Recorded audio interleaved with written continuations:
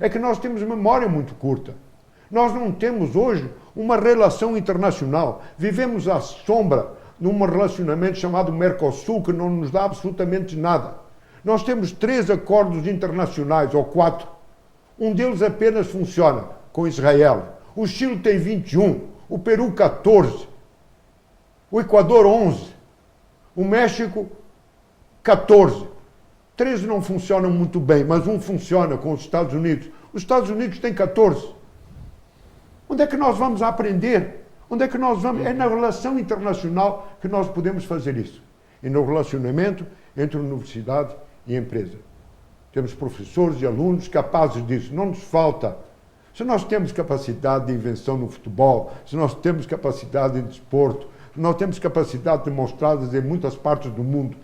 Como empresário, os nossos funcionários estão hoje no Chile, eu já aposentei, na China, nos Estados Unidos, são vice-presidentes internacionais, saídos aqui da Araucária, minha senhora, senhores professores, não querem, nós queremos que eles voltem, mas a empresa não deixa, estão lá fazendo bem em toda a parte do mundo. Isso é um exemplo do que o Brasil pode fazer. Eu sou muito ansioso, muito faccioso e tenho a certeza que a oportunidade está aí. Só vale a pena nós aproveitarmos essa oportunidade. Nós temos alguns minutinhos ainda para fechar o programa e antes de fechar essa discussão, professor Antoninho, eu sei que quer fazer uma colocação a partir do depoimento do Vitor, mas também nós temos, agora é uma pergunta específica, professor. Nós também aí temos alguns entraves no seguinte sentido, algumas universidades se fecham, né? Algumas academias se fecham para esse diálogo com as empresas no sentido de não podemos nos tornar setor de treinamento. Né? De algumas empresas. Nós também temos que formar o profissional com esta bagagem cultural. Regina, você facilitou enormemente a minha resposta. Universidade que se fecha não é a universidade, é um casulo. Ela está fora de uma sociedade. Universidade, por definição, tem que ser aberta, auscultando a sua sociedade e respondendo à sua sociedade, diagnosticando e solucionando. Se ela se fecha, ela está isolada, é um casulo. Mas eu queria aproveitar a colocação do Vitor Barbosa e dizer, por coincidência, eu também sou vice-presidente do Centro de Integração Empresa-Escola, que nós temos a preocupação desse intercâmbio do aluno com a empresa e vice-versa. E a FAI Centro Universitário, o curso de pós-graduação e o curso de graduação, hoje nós temos acordos de cooperação com universidades, com centros de treinamento nos Estados Unidos, com a Baldwin University, com a Siena College, com a George Mason University.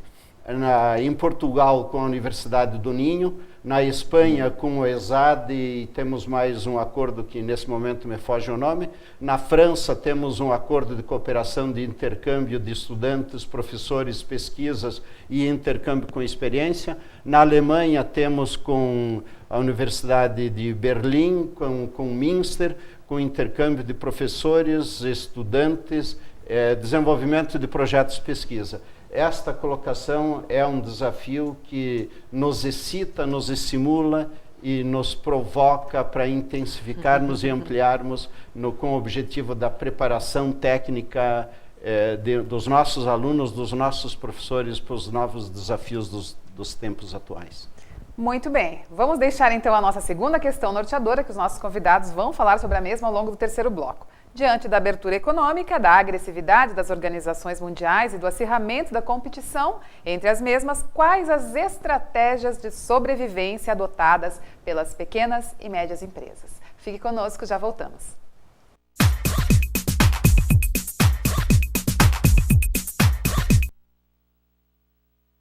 O maior patrimônio de uma nação é seu povo. E o maior patrimônio de um povo é a educação que ele recebe e que transforma em progresso. É por isso que todo educador assume um papel-chave.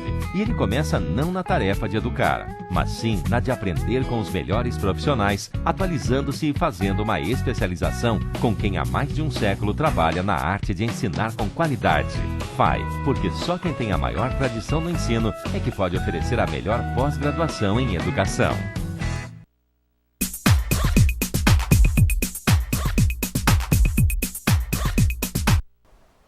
Voltando para o terceiro e último bloco da edição de hoje, estamos na 51ª edição do programa Diálogos Acadêmicos e Profissionais. Estamos abordando a área de negócios e dentro da área de negócios nós estamos falando sobre a gestão das empresas em contexto de mudanças constantes. Ao longo do primeiro e segundo bloco, os nossos convidados fizeram uma abordagem geral, introduzindo esse tema, e ao longo do segundo bloco também os nossos convidados colocaram qual é a situação econômica, quais são as flutuações, enfim, a competitividade mundial e como gerir essas empresas. Para esse terceiro bloco, nós colocaremos então quais são as estratégias de sobrevivência adotadas pelas pequenas e médias empresas para continuarem sobrevivendo nesse contexto, nessa situação atual. Então, vamos lá. Quais são essas estratégias pequenas? Inclusive, nós podemos ter os nossos telespectadores, algum microempresário, sim, que também pode estar angustiado e pensando nessas situações e em todo esse contexto. Então, vamos junto a ele colocar as nossas estratégias. Por favor, professores, quem gostaria? Bom, por ordem alfabética apenas. Tudo bem. Eu quero fazer uma observação extremamente curta.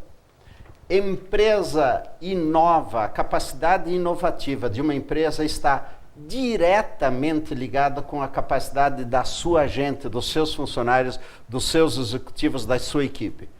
Inovar é preparar gente, gente que cria, que gera, que pensa, que reflete, que busca e que se prepara para ter competência de interpretar as ansiedades e os novos desafios. Então, a forma da empresa se preparar é preparando gente, é capacitando gente, é contratando gente capaz. O mercado seleciona as empresas de acordo com a capacidade das empresas de selecionar as suas equipes técnico-profissionais, os seus executivos, os seus criadores e gestores de produtos, de serviços, de processos. Gente transforma empresa. Certo. Então, professor Everton, a partir dessas colocações, e quais seriam então essas estratégias? Como você vê essas estratégias de sobrevivência adotadas, que deveriam ser adotadas, então, ou pelo menos indicar, apontar uma estratégia? Vamos, primeiro uma questão da diferença que a pessoa fala, da grande empresa, das multinacionais ou das grandes empresas nacionais com as pequenas e médias empresas. Muitas vezes os estudos, a literatura, ela é feita para as grandes empresas, ou feita com modelos das grandes empresas. Esse já é um paradigma que tem que ser quebrado. Porque os modelos de gestão, sejam de planejamento ou de execução dessas estratégias, eles têm que ser para as grandes, mas também para pequenas e médias. Você vai se adaptar ao contexto, ao número de recursos, ao tamanho de recursos que você tem.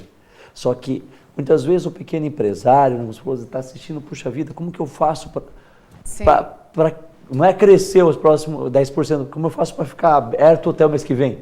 E assim por diante, é uma competição constante. Uma pequena empresa também precisa planejar, uma média empresa também precisa planejar. Ela precisa ter processos de melhoria, ela precisa ter a inovação, mas como muitas vezes o pequeno empresário pensa, mas como eu vou inovar? Será que eu tenho dinheiro para trazer um equipamento da Alemanha? Mas será que, como o professor Carol falou, a inovação não está somente na aquisição de tecnologias, e sim em reinventar muitas vezes a forma de fazer. Será que eu não posso fazer uma aliança, uma parceria com uma outra empresa que até então seria um concorrente meu, mas naquele produto ou serviço nós não vamos concorrer, nós seremos parceiros para conseguirmos sobreviver ao novo entrante, uma empresa grande que entrou e está querendo roubar o nosso mercado? Será que eu não posso usar uma tecnologia de comércio eletrônico para eu expandir para o Brasil e para o mundo? Mas só que para isso eu tenho que estar preparado. Qual será meu preço? Eu vendo meu produto a R$10 no Brasil, mas por quanto eu venderei na Holanda? Eu preciso ter preparo para isso. Como que eu farei para esse produto chegar até a Holanda? Mas como o público, o consumidor holandês quer esse produto? Será que é exatamente dessa forma? Ou precisa de alguma adaptação? Então, se nós vermos, tanto o grande empresário, as grandes empresas, mas as pequenas e médias também precisam usar um grupo de ferramentas de gestão. Só que ela precisa adaptar o seu contexto, a sua realidade e onde ela quer chegar. Porque nem sempre um pequeno empresário, a gente vai ter, não, ambição, então vamos preparar ele para ser um grande empresário. Nós conhecemos aí muitos empresários que são pequenos há 30, 40 anos e são de sucesso há 30, 40 anos. Sim, conseguem se manter. Se manter e geralmente, e ter a lucratividade esperada. Sim. E geralmente as pessoas se perguntam como está funcionando há tanto tempo neste mesmo local, né? Vendendo os mesmos produtos. E aí nós vamos ver que tem alguns componentes. Um primeiro componente é a paixão. Porque somente a ambição econômica, ou seja, a lucratividade, embora ensinamos na administração que o lucro é o principal objetivo de uma empresa, ok. Mas é a paixão e aquele grupo de funcionários, sejam 2, 3 numa pequeno comércio, ou seja uma indústria que tem 100, 200, 100 mil funcionários, eles têm que entender essa paixão. Eu trabalho em uma empresa apaixonada por fabricar pães, eu trabalho numa empresa apaixonada por fabricar carros, fabricar copos, e todos fazerem parte daquele sonho, daquela paixão. Então, esse tipo de situação, só que eu preciso ter um planejamento. Porque meu funcionário tem que entender uma diretriz. Olha, nós não queremos crescer 20% a cada ano, mas queremos nos sustentar, sendo respeitado no mercado e tendo um ganho adequado. Ou não, nós queremos expandir, queremos abrir novas filiais, queremos entrar em novos mercados. Certo. Os funcionários têm que compreender a linha que a empresa quer chegar. Que muitas vezes nós temos essa dificuldade da ligação universidade-empresa, que é uma dificuldade que não pode ter, é uma dependência mútua, a geração de conhecimento e de ciência aplicado à empresa e a demanda da empresa também. E hoje acontece muito das empresas inovarem e viram modelos teóricos. Essa comutação é muito importante. Mas nós também temos que pensar no seguinte, como que eu posso formar pessoas, ou como os empresários podem transmitir todo esse alinhamento para o funcionário. Eu nem sempre vou ter um grupo de funcionários que estão há 20 anos na minha empresa. Os funcionários têm ambições, eles mudam de ideias, vão para ter empresas. E como que eu consigo passar toda essa linha, essa trajetória da minha empresa e como ela vai contornar os desafios, esses novos desafios, para que nós consigamos ter sucesso. Ou sair do momento de crise e chegar, né, a ter um fruto, a colher um fruto saboroso. O professor Everton, então, levantou para nós, explanou e levantou alguns pontos, né? Essas estratégias que as pequenas e médias empresas podem, enfim, caminhar, podem tomar para si. Uma delas me chamou bastante atenção, que é esse envolvimento e preparo dos funcionários no sentido de essa linha, este norte que a empresa está buscando. O professor Everton tem a habilidade de... Sabe aquele jeans one fits all, um serve para todos, tá? Então ele tocou desde a cultura da inovação até esses pontos quase intocáveis da paixão, da chispa, da emoção, essas coisas que realmente levam o homem e a mulher aos grandes sucessos. Tem os programas da manhã, de domingo, de pessoas que fazem fritando batata frita igual a todo mundo, mas que a batata frita dessa pessoa tem sucesso nos mercados. Que podem ser vendidas na Bélgica, o país da batata frita, eu sei um menor. Então, tem toda essa parte intocável. Mas a cultura da inovação é realmente o grande sucesso, a coisa nova. E eu acho que o professor Antoninho Caron realmente tocou como um dos princípios das grandes mudanças. Mas é a grande criatividade tecnológica que nos tem que pôr à frente de qualquer outra coisa. Se você olhar para os Estados Unidos, depois de algumas crises bastante, de guerras e não sei o que mais, e no período agora do Obama querer fazer algumas modificações, o que é que aconteceu que parece que haver um ressurgimento? O desemprego baixando, as bolsas subindo, alguma estabilidade, tá bom, teve umas crises em Boston, teve umas coisas por aqui e ali, mas independentes das crises econômicas. Começaram a olhar para outras tecnologias que estão preparadas, porque tem equipamentos para isso, pessoas preparadas, com paixão, com a cultura da inovação, etc. Não, o que nós estávamos fazendo com tudo que o mundo usa do moderno, nós temos que reformar. Temos que ir para a nanotecnologia, para a nova tecnologia de energia, mas não é o etanol, Que etanol? Nós temos petróleo a não acabar, temos gás, temos carros para fazer outras coisas. Biotecnologia das mais modernas. Estão investindo isso sem acabar. Dinheiro não é problema dos Estados Unidos, como também não é problema do Brasil. Temos 400 milhões de reservas. Atentem para isso. Não esqueçam desse dinheiro. Não é problema do Brasil aplicado de forma correta. Não é deixar a pessoa lá no meio do lago sem ensinar a nadar. Ir dando sei lá o quê para que a pessoa fique lá no meio do lago nadando.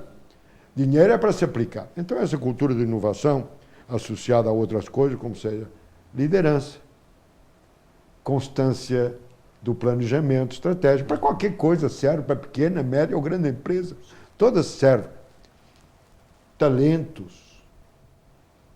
Não é pegar a pessoa, ensinar um pouquinho e mandar embora, porque tem que cortar custos. Custos se cortam em outras coisas, não em pessoas e talentos. Os talentos, e discutíamos isso antes do programa, Regina, de que os recursos humanos e pessoas e organização são dois departamentos diferentes. Recursos humanos é o lerite, quando tem que fazer as contas.